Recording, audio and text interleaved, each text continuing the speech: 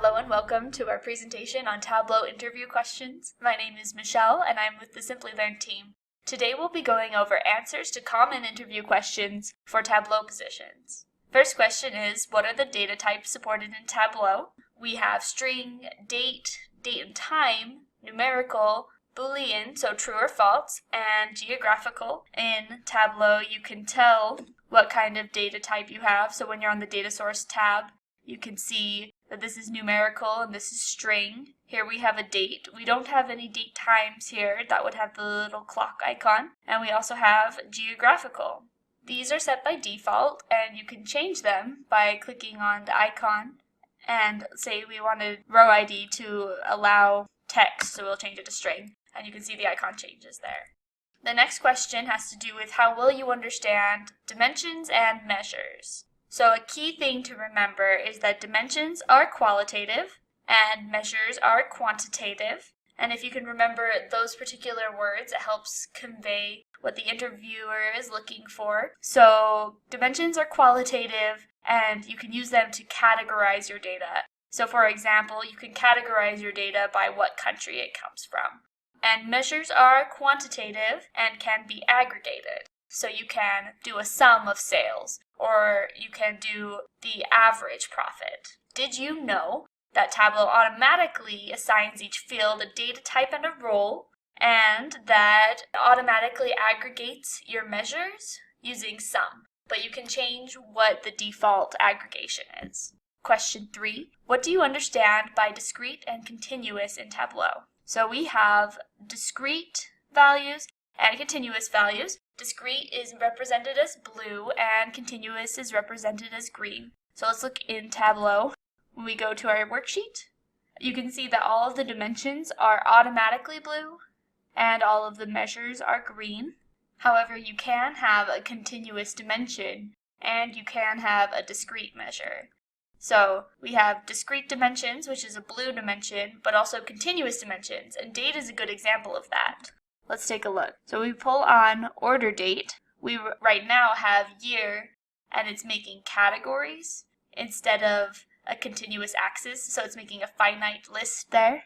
But we can change it to be, you can see now it's marked as continuous here and it's green. And we can change it to be an axis. Instead of different categories, it would be a continuous axis.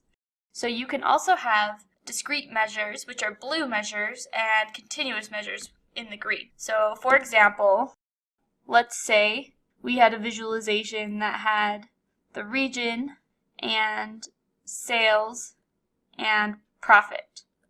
But instead of having an axis for profit, maybe we just wanted to have a number for the profit listed right next to the region, and then we could have the sales visualization. So what we could do is change it to a discrete value and put it next to region, and now it's part of the labels, and that's an example of having a discrete measure.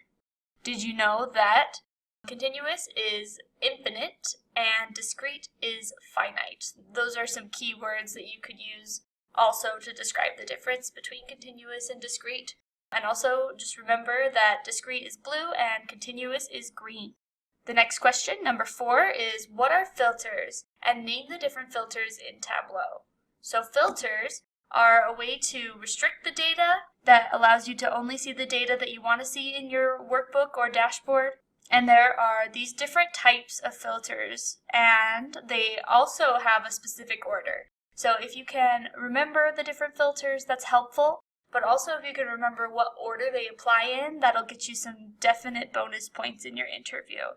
We have extract filters that filter the data as it extracts, and it will affect how big your extract is. We also have data source filters here, which will filter the data out of the data source. However, the extract will still be the same size. So let's take a look at this handy visualization that Tableau has on their website. We have the order of operations, and in blue we have our filters. So extract is first, and it filters down your extract to just what you've selected. Then we have data source filters that will apply to the entire data source. So any visualization that uses that data source will have these filters. We also have context filters, which are next. which come before some of these level of details. That's the major difference, is that it applies before some of these sets and conditional values. And then you will do dimensions and then measures. So any filters that happen on dimensions happen before any measure filters. The last type of filter we have is a table calculation filter, which happens after all of the rest of them and basically just applies to your visualization, just the one visualization. Question number 5. There are 3 customer segments in the Superstore dataset. What % of the total profits is associated with the corporate segment? Perfect. So in some Tableau interviews, you may be asked to build a visualization. For our examples here, we'll be using the Superstore dataset, and if you don't have access to the Superstore dataset, just comment below and somebody on the Simplilearn team will help you get access to that. Also, this is a fun opportunity to pause the video and then you can work on this on your own and then come back and see if what you did was the right thing or how we did it differently. Also, you can comment below on what your answer is, and we'll see if we can all get the right thing. So let's build this. 3 customer segments in the Superstore dataset. What % of the total profits is associated with corporate segment? Great. So we're going to bring on our segments, and we have consumer, corporate, and home office. And let's bring on our total profit. So I just did that by double clicking. And now it's just bringing on the sum for each of those by default, but we want to figure out what % of the total each of these are. So we can change this to be a table calculation. We can click add table calculation, or we can do a quick table calculation and find % of total. So let's go back to our question. We wanted to know the % of total profits associated with the corporate segment. And the corporate segment has 32.12% of the total profits. And here's our solution with 32.12%. So did you get it right? Comment below if you got that. What are the different joins in Tableau? Give an example. So in Tableau, you can join your data. So if we wanted to look at orders and tie it to people, we could pull on people and it will give you this visualization, and you can see all the different joins here, and we'll discuss those in just a second. You also have the opportunity to union information, which would be if we had maybe 2 Excel sheets that had orders information. Perhaps one of them had 2012 and one of them had 2013. Then you could take your orders and pull it. So you see that pop up, drag table to union. And that's another way to add more data. And so those are all worth mentioning. Let's take a look at the different kinds of joins. We have our inner join, which will only give you the values that have matches in both tables. Our left join, that will give you all the values in the left table and its matches in the right table. And then the right join, which will give you all the values in the right table and its matches in the left table. The outer join, also known as a full outer join, will give you all the values in the left and the right table. And then as we discussed the union, you can see it's represented by a more vertical join, and what it does is it adds more rows. All the rest of these are about adding more columns, but this will add more rows in the same columns that you had before. If you have the opportunity to draw out the answer to this question and make these Venn diagrams, it's a really helpful way for you to explain your point, and it really portrays that you know what you're talking about. What is the difference between a join and blending in Tableau? So I just showed you how to make a join here, and we are joining an Excel sheet to another Excel sheet, all within the same connection to that Excel file. So when you're joining data, we'll look over here at the joining side, that's when you're bringing 2 or more tables within the same data source, and that's how you join it.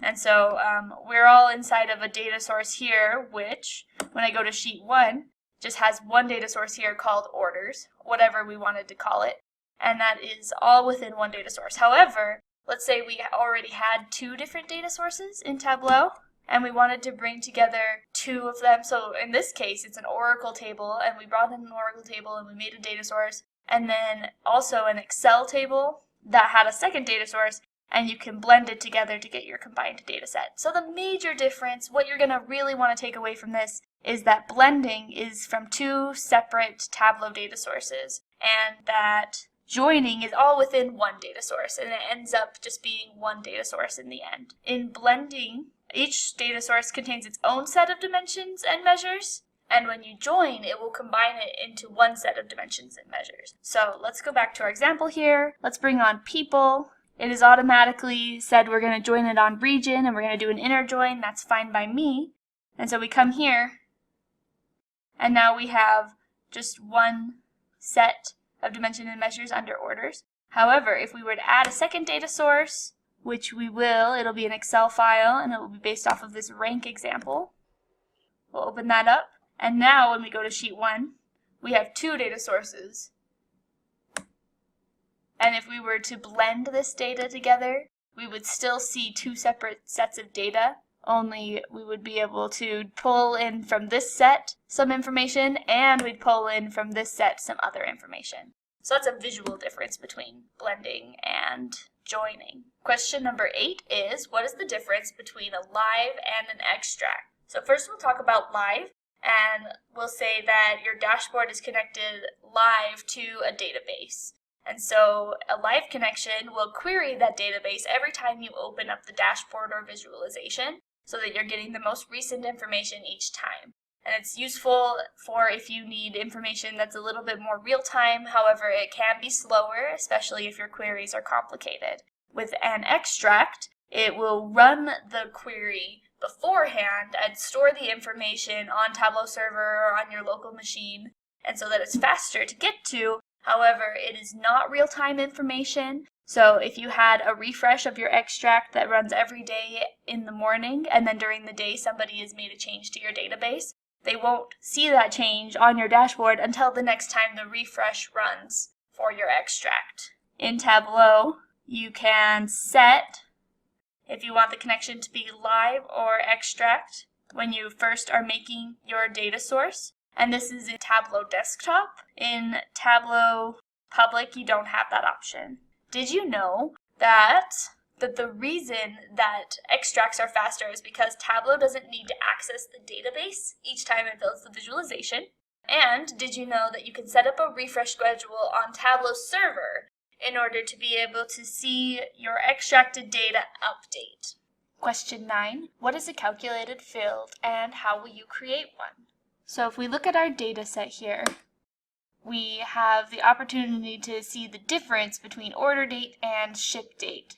So to create a calculated field, you click Create Calculated Field with this drop-down arrow at the top, or you can right-click in white space, Create Calculated Field, then you give it a name, and we're going to call it shipping delay, and we are going to do a date diff.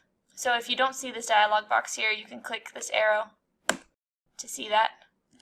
Our date part is day, the start date is order date, and the end date is ship date. So to remember how to create a calculated field, it's by clicking this down arrow and clicking Create Calculated Field, and then writing your query here. And a calculated field is an additional field made up using the data that you already have. So we've made a new field here, and it has the equal sign at the beginning. That might be worth mentioning, how to tell if it's a calculated field or if it was an original field. And then we can bring shipping delay here, and we can see the number of days that it took between the order date and the ship date. We could also duplicate a calculated field. So now we have shipping delay copy. And we're going to call this average shipping delay. And we're going to encapsulate it inside an average function. And now if we take off the order ID, the order date, and the ship date, it's automatically summing up those days, but we can bring on our average shipping delay.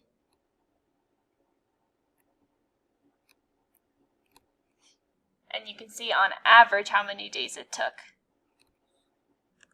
And let's change our number here to include decimal places.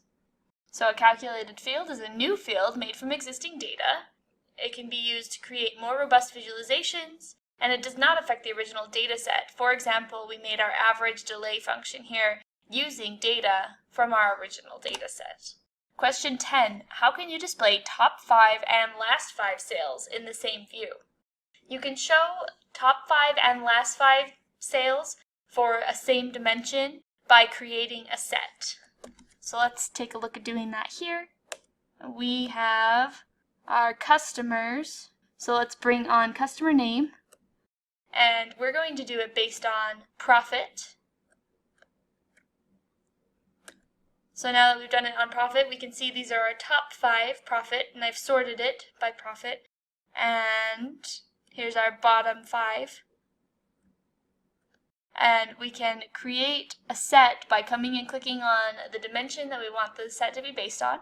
We'll right click there, and we will come to create and click set. And we're going to call this top customers. Top by field, top 5 by sum of profit. And now we have a set. It makes a set section here.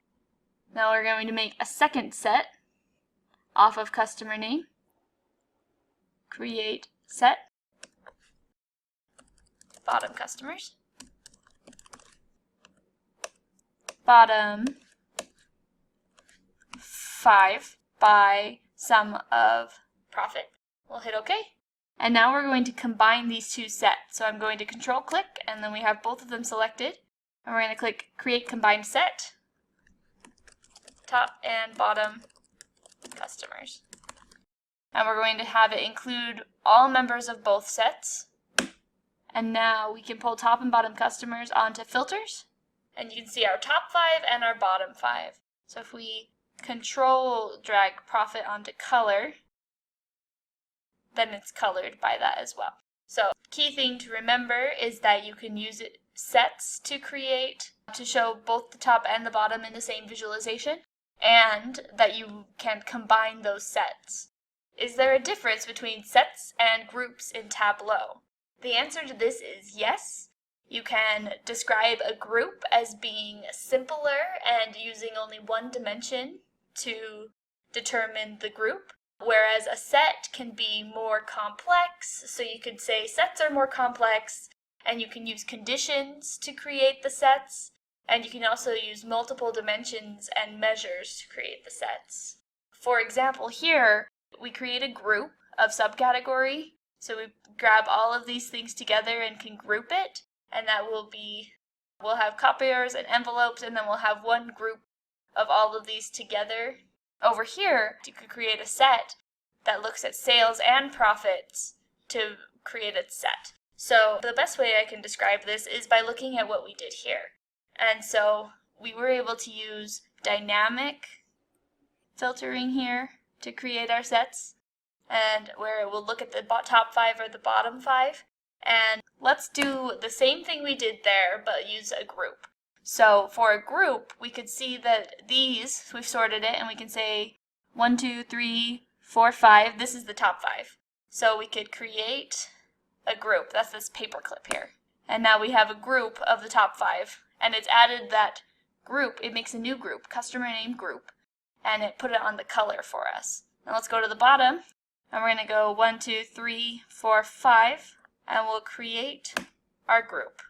So now we have a top 5 group, a bottom 5 group, so let's name them that. And we'll do that by clicking Edit Alias. Top customers. Okay, and we'll come here and we'll rename that. Bottom customers. Okay, and we'll put our top customers on top. And then let's hide all of the others. So we'll click Exclude there. And now we have a similar visualization as we had before for our sets. Top, bottom. However, a key difference here is that we had to go through and select the top 5 and the bottom 5. So let's say that maybe Cindy, or let's say Henry Goldwyn, has suddenly had much more positive profit associated with them. If that changes, he's going to still stay in our group. This group is just using these customer names to determine who's in the group. So the group is Henry, Sherelle, Luke, Grant, and Cindy, no matter if their data changes. So say tomorrow all of this data is different, it's still going to put these people into the group. However, the sets as you saw before, is based off of the profit, the sum of profit, and who has the top 5 and who has the bottom 5. If Raymond suddenly has a lot less profit and falls out of the group, then the groups won't pick it up, but the sets will. So that's one thing to remember, is that it could be based on conditions. And then you saw how we took 2 sets and put them together into our combined group. You could also have a set that is based off of 2 different dimensions or 2 different measures. And that's how you could put those 2 sets together and get dynamic sets. So the major differences, as we saw, is that a group is just based off of 1 dimension, and a set can have conditions and be based off of other dimensions. Also, you need to know that groups cannot be used in calculated fields, but sets can. Question 12. What is a parameter in Tableau, and give an example? A parameter is a dynamic value that a customer could select, and you can use it to replace constant values in calculations, filters, and reference lines. So, for example, here we determined we wanted bottom 5 and top 5 customers, but let's give them some options. So we'll create a parameter, and we'll call it select number of top, bottom customers. And we're going to let it be a range with a minimum of 5 and a maximum of 20 and a step size of 5. So we'll let them go 5 at a time. Okay? Now if we click show parameter control, we can see our parameter control, and you can do 5, 10, 15, or 20. But since it's not in any of our calculated fields or sets or filters, then it's not making any difference. So let's put it inside of these. We'll edit our set, and instead of top or bottom 5, we'll click bottom, select number of top bottom customers. So now it's taking our parameter and inserting it in to our set there. We'll do the same thing with top customers. Okay, and now right now we see top 5, bottom 5. If we change it, now we see top 10, bottom 10, 15, and there's our 20. So it replaces a constant value and allows the end user to select the value. Question 13. What is the difference between tree maps and heat maps? So let's first talk about what each of these are. Heat maps compare categories using size and color. I think the biggest thing about heat maps is the color. Size is somewhat optional, so let's build this visualization quickly. So we have region, category, and subcategory. And we're making a heat map, so we want to bring profit onto color. And you can see we've got hotter and colder. In this case, for a heat map, we might want to change. So in this case, what it's doing is hotter is negative, but we could reverse that, and then hotter is positive. And so hotter maybe means this is where more activity is. We can also double click on profit. We can also bring profit onto label, and we'll change this to square, and now it's marked at what everything is. So a heat map will use color to draw your eye to the places where there's heat or maybe activity. We could also use size in this case. So it's not just defined by color necessarily. Maybe we want the size to be defined by sales. So we get things that are bigger but they're blue, which means that they are bigger in sales but their profit is negative. And it draws your eyes to technology. So machines in the South are doing a lot of sales, but they're not having positive profit necessarily. Also, you can see some things that have darker colors but are smaller. So high profit but not a lot of sales. So that is a heat map. A tree map is used to represent hierarchical data. Now, hierarchy is the term you need to remember when you're talking about the difference between a tree map and a heat map. In the heat map, none of these boxes have to do with the hierarchy with each other. Whereas with a tree map, you can see that this box has a thick white line between it and the other ones, and that means that that section are all connected. So these are all technology. And the bigger this section is, that means the bigger the, size is based off of profit. So this bigger section means that technology has more profit than furniture. So let's build this one. When I build tree maps, I like to use our Show Me tool. So here's a tree map, and it says 1 or more dimensions or 1 to 2 measures. So we're going to grab category, and we're going to control-click subcategory, and we're going to control-click profit and sales. And we'll click on our tree map. Perfect. And so the darker the color, that means the more sales there is. And that's pretty similar to our heat map over here. So the color indicated, in this case it was profit. So the color indicates the difference and the size indicates the difference. And that's true over here. The color indicates a difference and the size indicates a difference. However, there is a hierarchy to it. Over here you can see that there is hierarchies because we have furniture, and then that puts that all together under furniture. And then here's the subcategories. However, if you were trying to compare furniture to office supplies, it's really difficult to tell which one has more sales. But if we go over to sheet 7 that has our tree map on it, you can see really quickly that office supplies has much more sales than furniture. In this case, office supplies has much more profit than furniture. The biggest difference is that tree maps have the hierarchy. Question number 14. What is the difference between twbx and twb?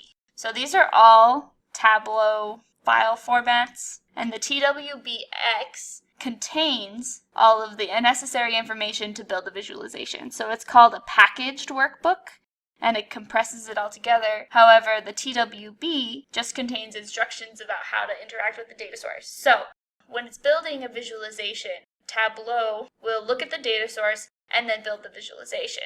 With an extract, it contains all of the information that you need, so all of the data is wrapped up inside of there, and there's no connection that has to be made between Tableau and the data source because it's all right inside. Whereas with the TWB, it has to connect to the data source or else it doesn't have the data to build the visualizations. It just knows, it has the instructions of what to do with that data. So the biggest difference is twbx has the data inside of it, whereas a TWB only has the instructions. Question 15. Explain the difference between Tableau worksheet, dashboard, story, and workbook. Perfect.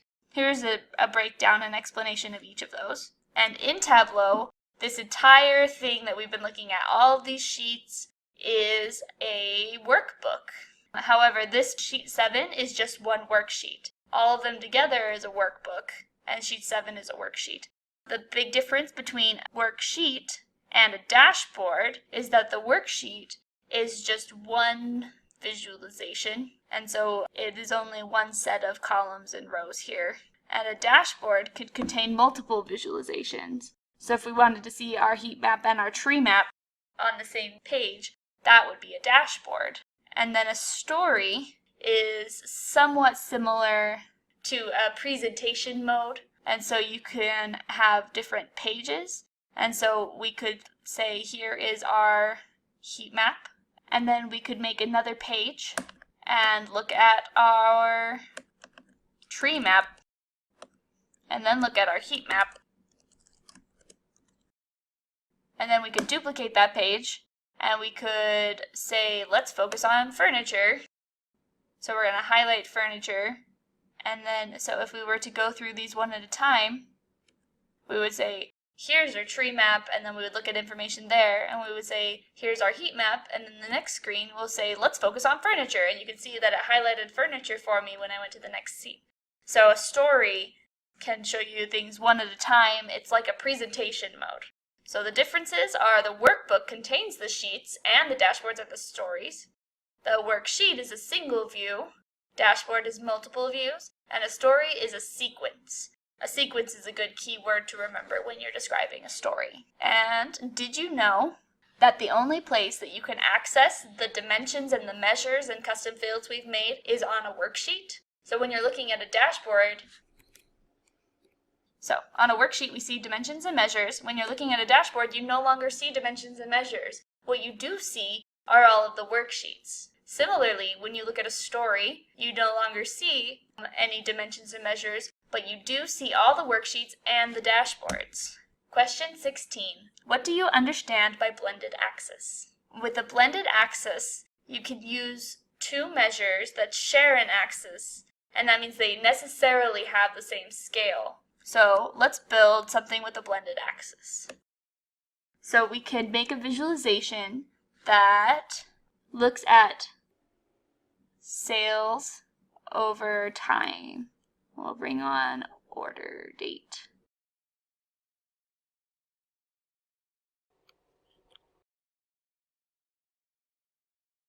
And let's just do order date by month. There we go. So we can see sales over time. And say we wanted to also see profit. This is two visualizations that have two different axes. But if we wanted them to have the same axes and just the same marks card, you see how I made two different marks cards? We could bring on measure values and take off all the measures that we don't want. We just want. When we take them off here, it's creating this filter here for measure names. And let's take off these two extra visualizations. And now we have a visualization that has a blended axis for sales over time and profit over time. And you can see that they necessarily have the same axes. There is no second axis. What is the use of a dual axis? And how do you create one? Perfect. So a dual axis allows you to compare measures, and you can have two different scales. So if we had this same visualization, that same information that we wanted to see with, again, profit and sales over time, we'll do, okay, great. And we wanted them to have the same axes. We could right click on the second pill of the measures and click dual axis. And now you can see that they do not share the same axis, and you can see profit is much higher here, right there. And so the use of this would be, sometimes you need things to have different axes. If you come here and you click synchronize axes, you end up getting a pretty similar visualization, but you do get two separate marks cards. So a key thing to bring up if you are asked the difference between a blended axis and a dual axis chart is, one, that the blended axis uses the same scale and a dual axis could have two different scales. And two, a dual axis has two marks cards. So let's say we wanted our profit to not be a line chart, but to be a bar chart. That gives you that option. When you go to the blended axis, we only have one marks card, so we change it to bar, everything is bar. But back over here, we change it to circles, and we see the circles. So if we wanted to show sales by year and profit ratio by year in the same view, that's where two different scales could be handy. Let's build that visualization. So we'll make a new chart, and we'll bring on sales and profit ratio over time. That is profit. I still did profit, so I'll drag profit ratio right over top of profit. There we go. And you can see that they can't use the same scale because this is a percentage, and so if we had them on a blended axis, 20% is really 0.2, and it would just be so tiny. But if we wanted them on the same area to apply to the same space here, we could dual axis it. That you can still see useful information there. But otherwise, this would just be in such a tiny, tiny space. So our profit ratio would just show up right here, almost like a straight line. Question 18. What will the following function return? Left 3, Tableau. Here's the question again. And here are the potential answers. Tab, or EAU, error, or none of the above. So just take a moment and see if you can answer this question correctly. Go ahead and pause the video, and if you get the answer, you can comment below, and then we will discuss. We've taken some time to answer this question, and let's go ahead and see what the answer is. The answer is it will return an error. That's because the syntax for left is that the string must go first. First you say left, then you put the string, and then you put the number. So let's talk about what left does. It returns a specific number of characters from the left, and if you had done it correctly, the left is this side. So if you had done the string first and you said you want 3, the result would be TAB. There's also one called right, and that would come from the other end and go EAU. So that's where these answers came from. Question 19. How do you handle null and other special values? Tableau is unable to plot null values or zeros or negative values on a logarithmic axis. And so it will display an indicator in the lower right corner, which looks like this, telling you that it is unable to draw those 2 points. So when you click on the indicator, you can choose from the following. First, you can choose to filter the data, which will exclude the null values from the visualization, or you can click Show Data at the Default Position. So we'll look at both of these. So you click on your indicator and it will say, what do you want to do with these 2 values? If we click Filter the Data, then you can see that it has filtered that blank space and drawn a line connecting those dates in between. Even though there is no point for the 29th or the 30th, it goes straight from the 28th to the 31st. So what's happening on our visualization is it's adding this filter. If we press the back button, we see that filter disappears. If we come down and select Filter the Data, it adds a filter here that then only includes non-null values. So those are all removed from our visualization. And up to this point, you can see that we have 1 point per day, the 21st, the 22nd, the 23rd, the 24th. But then when we get to the 28th, we don't have a 29th or 30th, and it just draws that line to the 31st. Assuming that during that time period, what we want is a straight line. Now the other option would be, we could also make the assumption that whenever there is a null value, that actually means 0 sales have happened during that time. So that's when you would click Show Data at Default Position. And now it draws those 2 points at the 0 line. And when you hover, it still shows sales null.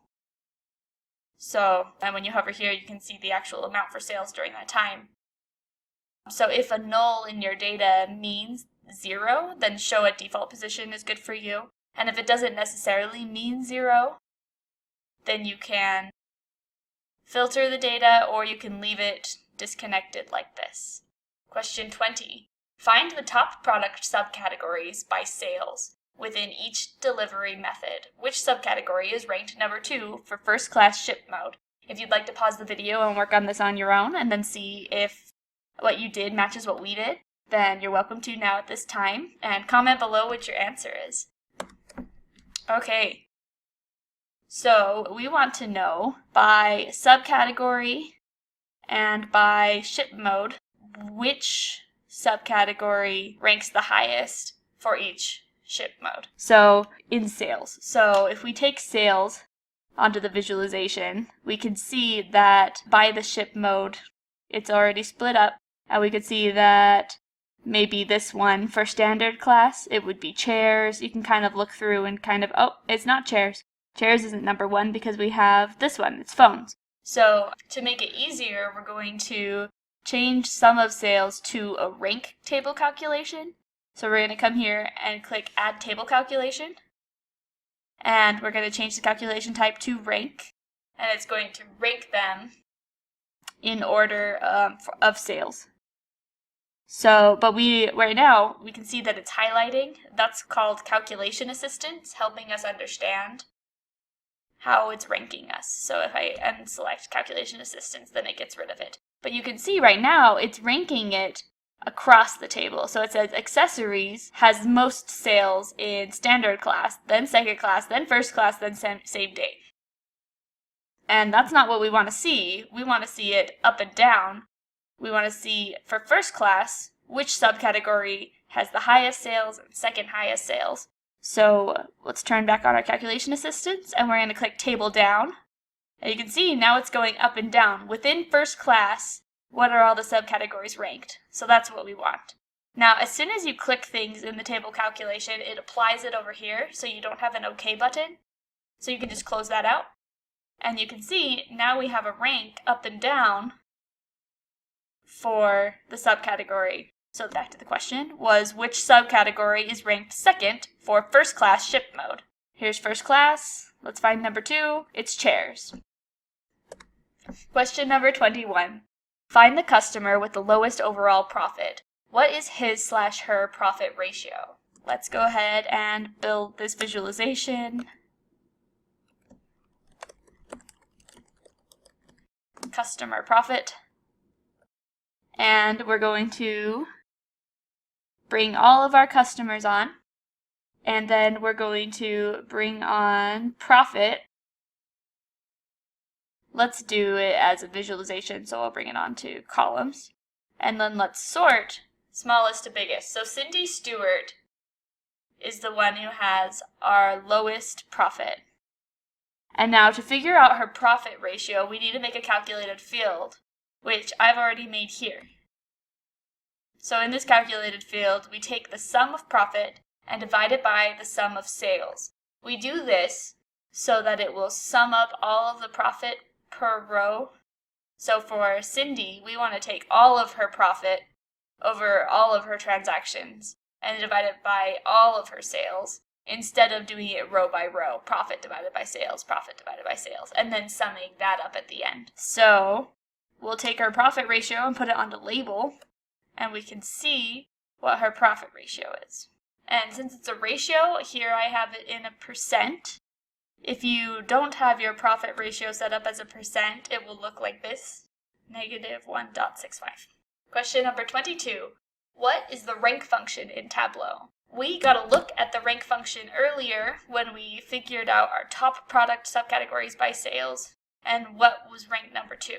So I'm sure you're familiar with what ranking is, which is assigning something a position like first place or second place, usually within a category and usually based on a measure. So Tableau is able to rank in several different ways, where you can do rank or rank dense, rank modified, or rank unique. And we'll take a look at these in a visualization here and talk about the difference. But if you are asked about the rank function in Tableau, it's worth bringing up that there are several different ways to rank, and going into a little bit of detail on those different ways will be helpful for you. So let's build off of this rank example instead.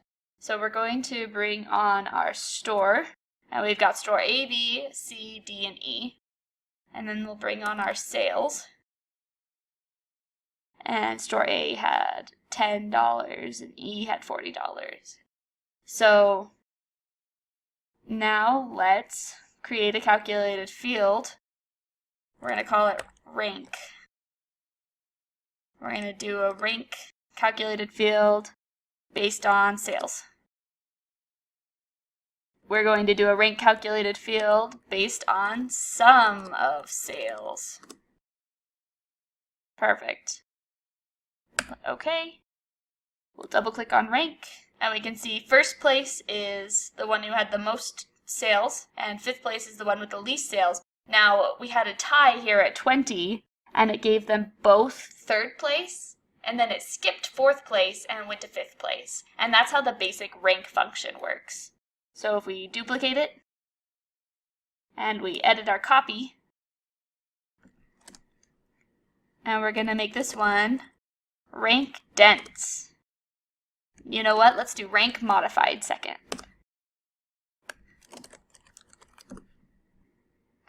Okay. And we bring on rank modified. Let's have this happen in order. So sum of sales, then rank modified. Now you can see it's similar to rank first, second, but then it skips third and goes to fourth, and then fifth. So over here it gave them a higher number when there was a tie, and over here it gave them the lower number when there was a tie. So if you could remember that rank gives them the higher number and rank modified gives them the lower number, that will be helpful for your interview. Now we're going to take a look at rank dense. Rank dense, apply. And rank dense doesn't skip a number. So it goes 1, 2, 3, 4, and it condenses the ranking without skipping any numbers. And now let's do our last one, which is going to be rank unique.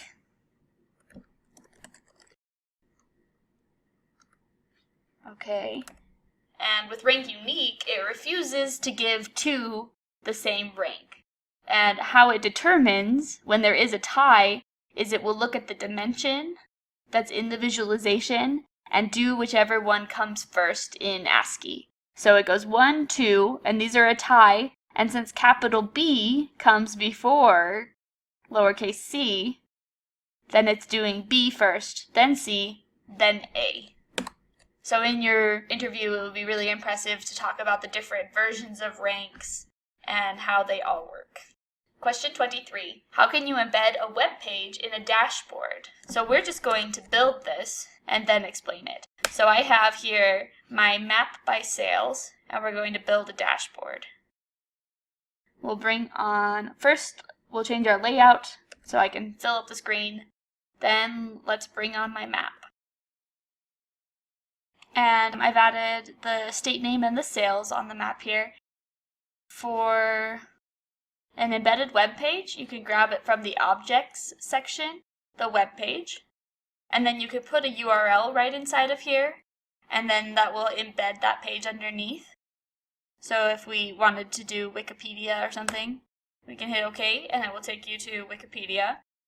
But what we're going to do is make this page dynamic based on what state you select. It'll look up that Wikipedia page for that state, so you could maybe look at some population data. We'll close that, and we'll try again. We're going to bring on our web page. It's going to ask for a URL, but we're just going to hit OK and not provide it with a URL.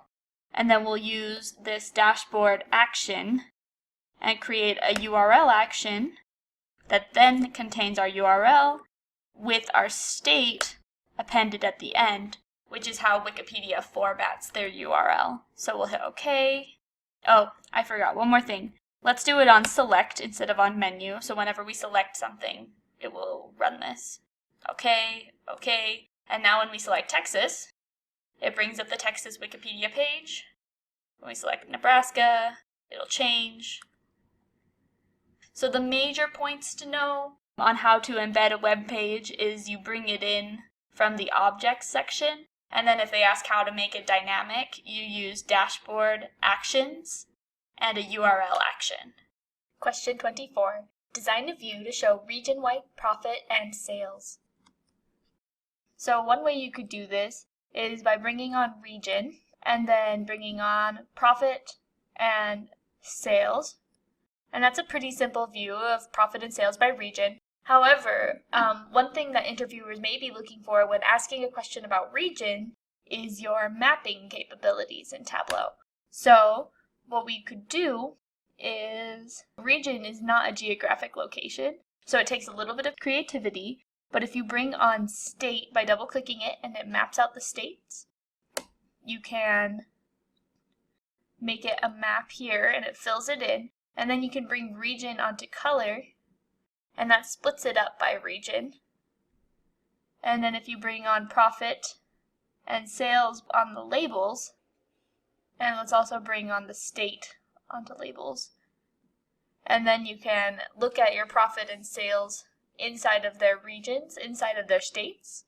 And so that is another view where you could look at profit and sales by region.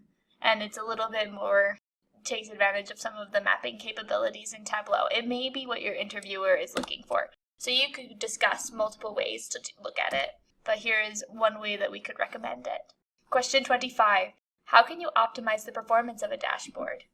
There are multiple ways to optimize the performance of the dashboard. Some of the things that you might mention is that you could exclude any fields you're not using from your visualization, just keep them off, or you can use extract filters, and if you recall, extract filters will remove out rows of data from the extract, and so only focus on the data that you need. Another thing you can do is try and limit the amount of filters that you use, and when you do use filters, avoid using quick filters, and you can use action filters and parameter filters instead. Filters cause your queries in the database to be a little bit more complex and can keep them from running as efficiently as they could. Use min and max instead of average because average functions require more processing time than min and max.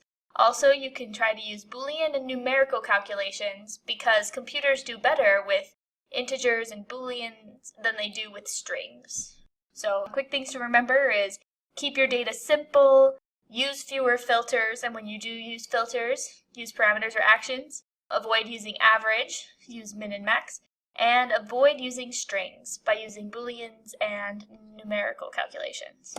Question 26. Which visualization will be used in the given scenarios? Here we have 3 scenarios of opportunities that you might want to visualize, and there is no perfectly exact answer for these, but there are some visualizations that tend better for certain types of data. However, there sometimes could be different ways to visualize it, and it doesn't mean that these are the very best ways. However, if you want to take a moment, go ahead and pause the video and go through and figure out what your 3 answers are and comment below, and we can discuss what we think the best ways are. So first we want to show aggregated sales totals across a range of product categories and subcategories. We want to show the duration of events or activities, and we want to show quarter-wise profit growth. So to show aggregated sales totals across a range of products, subcategories, and categories, you could use a tree map.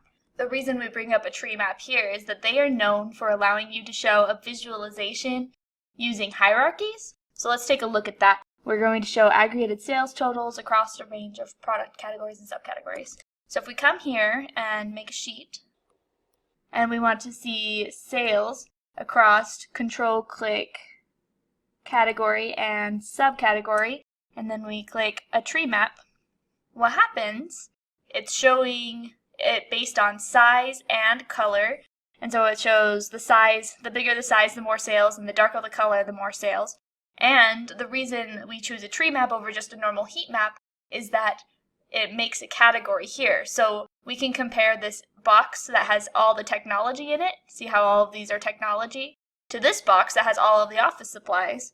And you can quickly see that technology has more than office supplies, but you can also see that phones has more than art. And it breaks it up as a hierarchy and breaks it up based on your sum of sales. And question 2 is show duration or events, a duration of events or activities. And you would use a Gantt chart. Gantt charts are used to show duration. And each of these lines is a duration. So it's got a start date and an end date basically. And it shows you how long everything takes. And the last one is to show profit growth. And you can use a waterfall chart. And that looks like this, where you can see how the profit changes across every period and if it's going up or down, and each one of these show you how much up or how much down they go. But as we said, there are potentially other answers to this question, so if you have any questions about why we didn't say this chart or that chart, go ahead and comment below and we can start a discussion. Question 27. What would you do if some countries or provinces or any geographical entity is missing and displaying a null when you use map view? So when you start to map the geographical fields that you have, sometimes Tableau is unable to map them because their locations are unknown or ambiguous, meaning a lot of states have a city called Springfield, and it won't know where to draw that city. So for example, let's look at here. So we've taken city as our detail, and it's drawn a lot of cities. However, it's got a lot of unknown values here. So if this question comes up, you've got to remember these 3 things. You can edit locations, filter the data, or show data at default position. Edit locations allows you to correct the locations by putting in their unique names. We'll show you an example of this. Filter the data means just keep them off of the view, and show data at default position means show it at 0, 0 on the map. So edit locations. Here we can say, here's all of these cities that seem to exist in multiple locations. And we could say, well, we know what state they're in as well, and that should help you answer the question. So you could choose a field that will define the state. So here we're saying the state is from the state field, and we hit OK, and then it can draw the rest of those cities. Sometimes you want to keep them off. Perhaps maybe they spelled city names wrong, and you just want to exclude those. And the last one is show data at default position. which is 0, 0. 28. What is a level of detail expression? A level of detail expression, or an LOD expression, is maybe the way they will present it to you. And LOD stands for level of detail. So obviously it helps you get to the level of detail that you want in your visualization, but it also is used to run complex queries at the data source level instead of all in the Tableau interface. So we're going to take a look at an example here, which is adding a dimension to an already calculated aggregate field. In our case, we're going to exclude a dimension from a calculated field. So here we have a visualization that I built, and right now it's just looking at sales by category and subcategory, but say we wanted to look at the total sales for furniture and not break it up by the subcategory. So if we take off subcategory, then we get the total sales for furniture. But if we want a side by side, and so that you can see the total sales for furniture and you can see it broken up by subcategory, you can use a level of detail calculation. This, I already made the field for it. I've called it exclude subcategory, so that's right here. Right now it just contains sales, but we're going to use the level of detail calculation exclude, and we're going to tell it what to exclude, which is subcategory, and then we're going to do sum of sales so that it will sum it up for us. And once I apply these changes, it should change it here and our labels. Perfect. So now we can see that it's ignoring the fact that this is chairs and this is tables and this is bookcases. It's just doing the total for furniture and just ignoring these because we told it to exclude. So level of detail helps you to be able to define the level that you want to in your visualization, regardless of what else exists on your visualization. It also moves some of the logic from inside of Tableau to the actual database. And there are 3 level of detail calculations. This will be an important thing to bring up in interviews. They might give you brownie points when you can remember all 3 of the level of detail calculations, which are, we looked at exclude, but we have exclude, include, and fixed. So include, exclude are pretty easy to remember, and just always remember fixed as well. Question 29. How do you calculate daily profit measure using level of detail? Here's another opportunity for you to pause the video and take a look at calculating a daily profit measure using level of detail. We are going to get started. Profitable level of detail. So we want to have a daily profit measure, and I already made a place for it, profit per day. And we want to look at the profit for a day regardless of what else is on the visualization. So we're going to use a fixed instead of an include or an exclude, which will only take into account whatever you put in for include or exclude. Fixed will take into account everything. It will ignore everything else on the visualization and only look at what's in your list here. So we're going to fix it by day. And you have to put a colon, and we're going to do a sum of profit for each of those days. And close it off. So now we have our profit per day. And we'll hit OK. And now we're going to make a KPI, which for our purposes, if profit for a day is greater than 2,000, then that day is highly profitable. If it's less than 0, then it's unprofitable, otherwise it is profitable. So we're going to go if our profit per day is greater than 2,000, then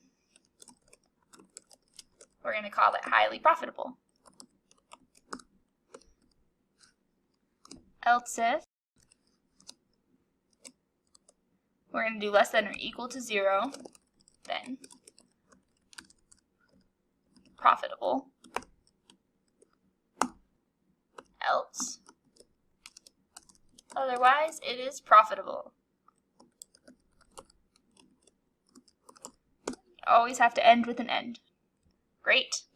Okay. So now we're going to make some visualizations, and it's going to look at it by year.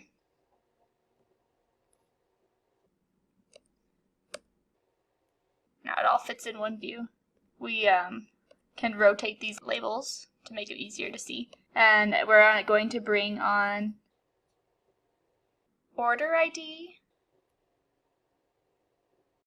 But now it's showing like a lot of orders. And so we actually want it to be used as a measure, and we're going to do a count distinct. Great. So now we can see how many orders were on each day. And so that's helpful for us to see how many orders are on this day each day, but we want to see the orders on each day that are highly profitable versus unprofitable versus just profitable. So we're going to use our level of detail and break it up into different sections. So we have highly profitable, profitable, and unprofitable. Let's also bring this onto our color. Highly profitable, profitable, unprofitable. And now we can see that the profitable ones are going up. Unprofitable ones seem to be going down in 2015, and that's nice, but they are going up. And highly profitable is not very many. Oh, in this case we did area charts instead of just line charts. To make that change, you change it from automatic to area, and that helps you see some of that spatially as well. Comment below if you were able to make this visualization on your own. Question 30. How can you schedule a workbook in Tableau after publishing it? So when you publish a workbook in Tableau, if you've used an extract, you're going to need to refresh that extract. So in Tableau, when you create a Tableau data source and it's an extract version of the data source, it will no longer update if the data from your database updates. So somebody's made some changes to your database or your Excel file, and you want to see that in your Tableau visualization. Well, you're not going to see it, but you can see it if you make a refresh. So you do that on Tableau server, and you can remember that you have to get all the way to your data source. So you can go to your data sources or to your workbooks, and then you look at the data source on your workbook, and you go Actions, Extract, Refresh. And then you select Schedule a Refresh, so that looks like this. You can press these three dots next to it and click Refresh Extracts, or you can go to Actions, and then here you click Schedule a Refresh instead of Refresh Now. And then oftentimes in Tableau you'll have several different options. You can choose daily at 7 a.m. or every 4 hours. If an interviewer is asking you about how to schedule a refresh, it might be worthwhile bringing up the fact that you only need to schedule a refresh if you are using an extract on your data source, and then that will help them know that you know the difference between live and extracts if they didn't ever ask that question. Today, we've learned about 30 different interview questions that might be asked in your next Tableau interview. Thank you for joining us, and if you have any additional questions, go to www.simplylearn.com. Please comment below if you have any questions, and have a nice day. Hi there, if you like this video, subscribe to the Simplilearn YouTube channel and click here to watch similar videos. To nerd up and get certified, click here.